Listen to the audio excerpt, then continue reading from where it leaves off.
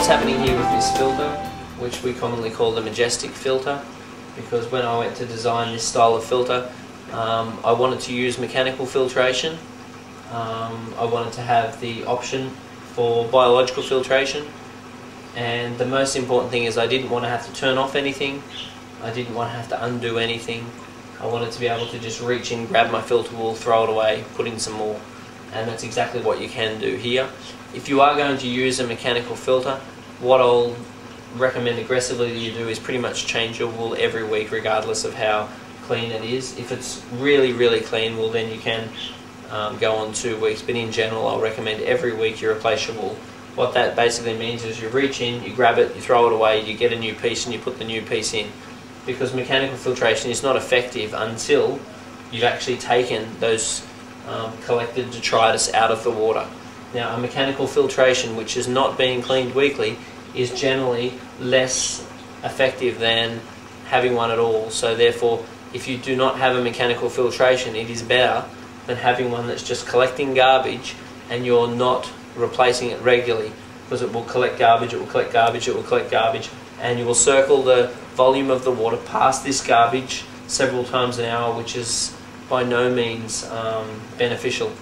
So the only advantage of it is when you remove it, so therefore the more you remove it, the more advantage you will get out of your mechanical filtration. The wool's cheap as anything anyway, so once a week grab it, throw it away, put in more.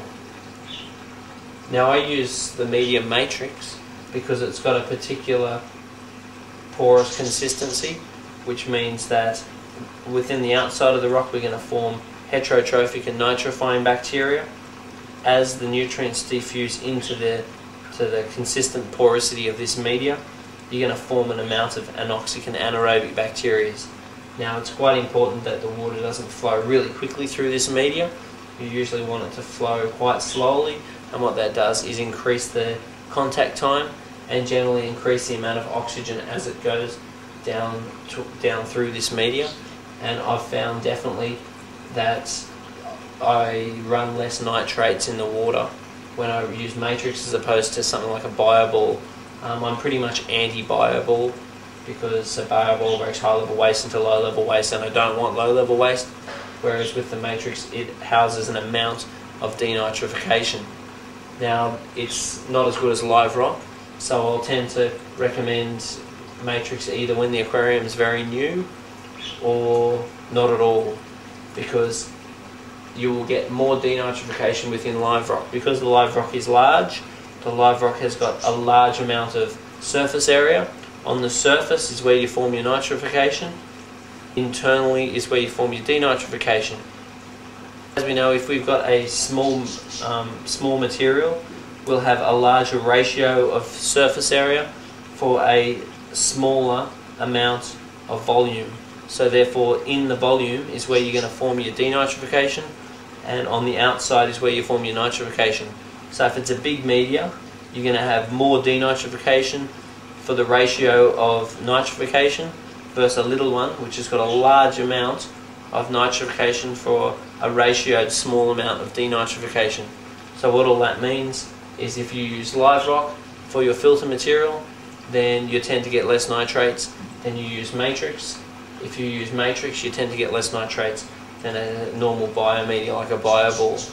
So with a reef aquarium, I'll usually end up running it just on live rock, and with time I'll be advising that all this matrix is actually removed altogether, though a lot of people tend to run matrix in a new aquarium because they understand that there's a lot biologically going on, so therefore tend to believe that the increased amount of bacterial capacity of the matrix is warranted. Though if you're doing things slowly and progressively as you should with a reef aquarium, by no means should you feel that you need any sorts of external biomaterial at all.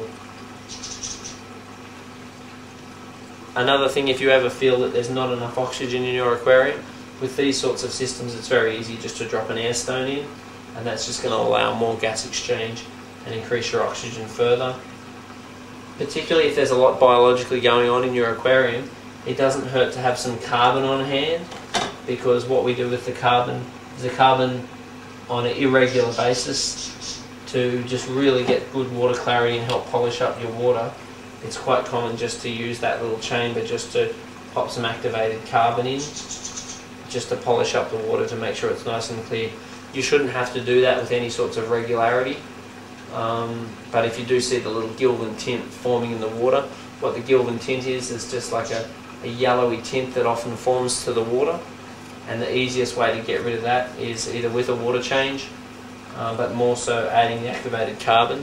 The activated carbon is also used if there's any sorts of smell in the aquarium, like for example if you've just added new live rock or whatever that's producing any sort of smell, the carbon is advantageous there. Make sure you throw your carbon out after 1 month of use maximum, because it will actually start to release any nutrients that it's obtained back into the water again. So it's important your carbon's thrown out, and also be aware that your carbon will suck out your trace elements. So that's why you don't want to run your carbon for any sort of length of time, because you don't want the trace elements to be sucked out.